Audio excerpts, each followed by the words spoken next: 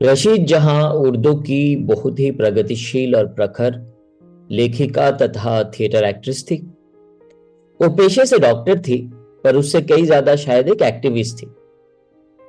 उनके लिखे हुए 1930s के नाटक और कविताएं तत्कालीन मुस्लिम कट्टरपंथ और यौन नैतिकता को गहरी चुनौती देते हैं। वो कम्युनिस्ट पार्टी ऑफ इंडिया और प्रोग्रेसिव राइटर्स एसोसिएशन की मेंबर भी थी। आज आप जो नाटक सुनेंगे वो 1930s में लिखा हुआ है। हालांकि इसे सुनकर शायद आपको लगे कि इसकी कहानी आज भी रिलेवेंट है। नाटक में औरत की आवाज है मेरी टैलेंटेड को एक्टर हर्षिता की, और मर्द की आवाज में मैं ध्रुव।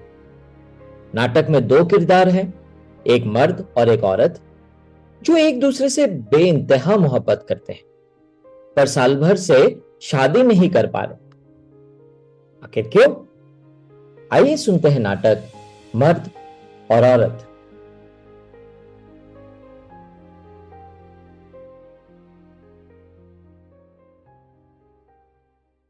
अरे, फिर आ गए। जी हाँ। अभी कल ही तो आप शादी करने गए थे। क्या तो था। तो फिर तो फिर मतलब ये है कि आपकी दुल्हन साहिबा कहाँ है? तुम तो सचमुच चाहती हो कि मेरी जिंदगी बर्बाद हो जाए। लीजिए, ये मैंने कब कहा? तो फिर तुम्हारा क्या मतलब है मुझको परेशान करने से? मतलब? बनती क्यों हो? तुम मेरा मतलब खूब अच्छी तरह जानती। अच्छा, अब समझी। लेकिन जनाब, मैं तो आपसे शादी करने को साल भर से तैयार हूँ। आप ही नहीं करते। लेकिन मैं तो ये बात गवारा नहीं कर सकता कि मेरी बीवी नौकरी करती फिरे, ना घर की देखभाल करे, ना बच्चों का ख्याल करे, और सुबह ही सुबह उठकर काम पर सिधर जाए। आप भी वो सुबह उठकर काम पर सिधार जाएंगे तो मैं सारा दिन क्या मक्खियां मारा करूंगी? घर में कुछ काम होता है या नहीं? आखिर घर की देखभाल। हम्म। आप दफ्तर जाएं और मैं घर का कोना कोना झांकती फिरूं। मैंने ये कब कहा? आखिर घर में भी तो काम होता है। जैसे? भाई, यही घर की देखभाल। आखिर हमारी माएँ भी घर की देखभाल करती थी या नहीं? तो चूल्हा झोंक लिया करूं। मैंने ये कब कहा? तो फिर आपका मतलब घर की देखभाल से क्या है? भाई, मुझे नहीं मालूम। तुमने बस ये आदत डाल ली है कि जहां मैं तुमसे मिलने आया और तुमने टांग ली। अच्छा, अगर आपको मेरी आवाज पसंद नहीं तो लीजिए, मैं खामोश बैठ जाती हूँ। बताइए ना, क्या सचमुच आपकी शादी हो रही है या बस मुझ पर ही रौब गांठा करते हैं? हो ही जाएगी। कोई जनाब ही तो इस दुनिया में अकेली औरत नहीं है। आपको मेरी इतनी फिक्र क्यों है? इसलिए कि मुझको बेइंतहा मोहब्बत है। जी हाँ, मोहब्बत है। मोहब्बत होती तो साल से क्यों जिद किए बैठी रहती और इस तरह परेशान करती? नौकरी नहीं छोड़ेंगी? आखिर रखा क्या है इस नौकरी में? कौन सा 1,000 रुपए आप कमा रही है? 100 रुपए तो आपकी तनख्वाह है। कुछ भी हो, है तो मेरी आजादी की कुंजी। अर्थात आपकी आजादी की जान इन्हीं 100 रुपए में है। 100 हो या 200, इससे बहस नहीं। आजादी की जान तो अपने पैरों पर खुद खड़े होने में है। यानी आपको मेरा जरा भी विश्वास नहीं, और आप सोचती है कि मैं आपको रुपए बिल्कुल नहीं दूंगा। वह रुपया लेकिन मेरी अपनी मेहनत का कमाया तो ना होगा। औरत के कमाने से होता क्या है? होता क्यों नहीं? सुनिए। चिड़ा लाया चावल का दाना, चिड़िया लाई दाल का दाना, दोनों ने मिलकर खिचड़ी पकाई। नहीं चाहिए मुझे आपकी दाल का दाना। खाली चावल तो मुझसे खाए नहीं जाएंगे। जी हाँ, आपको तो चटनी अचार की जरूरत है। बिल्कुल ठीक। जब देखो एक जमघटा आपके चारों तरफ लगा रहता है, आपके परवाने। उनको तो आप बिल्कुल घर में घुसने ना देंगे। बिल्कुल नहीं। आपको तो मालूम है वे सब मेरे दोस्त हैं। जी हाँ, बड़े दोस्त हैं।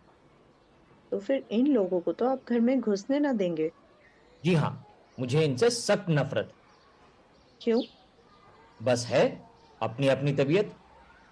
तो मुझे पर्दे में क्यों ना बिठा दें?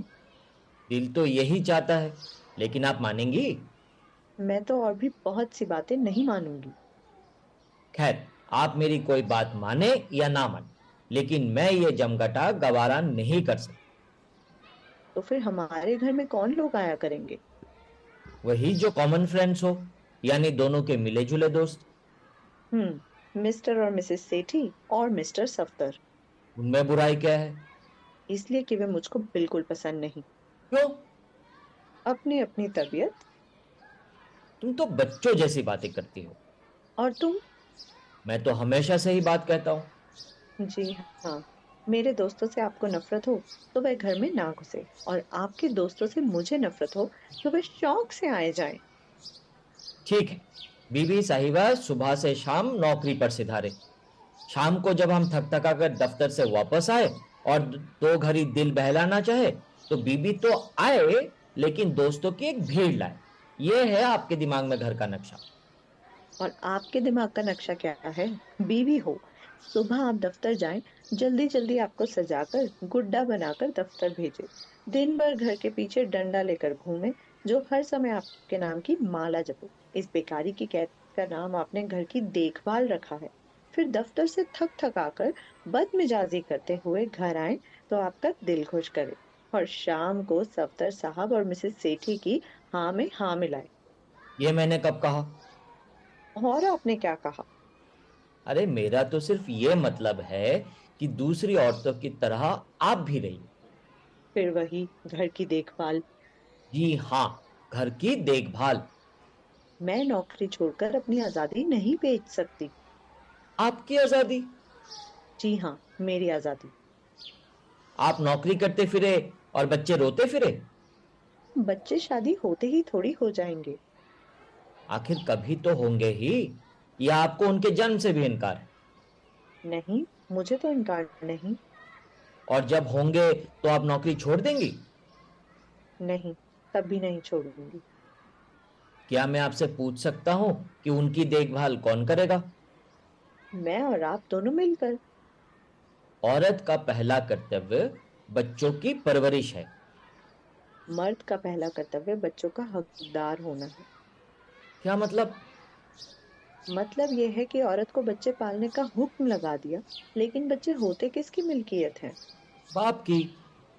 तो फिर मैं उनको क्यों पालूं? जिसकी मिल्कियत है वह स्वयं पाले। क्या अजीब बातें करती। इसमें अजीब कौन सी बात है? अजीब नहीं तो और क्या, आप बच्चे पालने से भी तुम्हें इनकार है। मुझे हो या ना हो, तुम्हें है। मेरा काम बच्चे पालना नहीं, रुपए कमाना है। रुपया तो मैं भी कमाऊंगी। रुपए कमाएंगी? 100 रुपए पर इतना गर्व है? जो कहीं ज्यादा होते तो ना जाने क्या आफत ढाती। तो अच्छा समझो कि तुम्हारी पगार कम हो और मेरी 800, तो नौकरी किसे छोड़नी चाहिए, तुम्हें या मुझे? तुम्हें। क्यों? इसलिए कि मैं मर्द हूं। तो तुम हर बार अपने ही को बड़ा समझते हो। मैं क्या समझता हूं? कुदरत ने ही मुझे बड़ा बनाया है। मैं तो तुमको अपने से बड़ा नहीं ख्याल करती। तो फिर तुम क्यों एक ऐसी औरत से शादी नहीं कर लेते जो रात दिन तुम्हारी पूजा किया करे? कर ही लेंगे। कोई एक आप ही तो दुनिया में नहीं। तो फिर जाइए ना, रोज क्यों आकर मेरी जान खा जाते हैं? बड़ा मोहब्बत का दम भरती है। और आप भी तो भरते हैं। अच्छा, ये सब तो हुआ। अब बताओ, शादी कब करोगी? लेकिन अपनी नौकरी नहीं छोड़ूंगी। तो ये था नाटक मर्द और औरत। नाटक की लेखिका हैं रशीद जहां। अगर आपको ये नाटक पसंद आया हो तो इसे ज़रूर लाइक करें और अपने दोस्तों के साथ शेयर करें। धन्यवाद।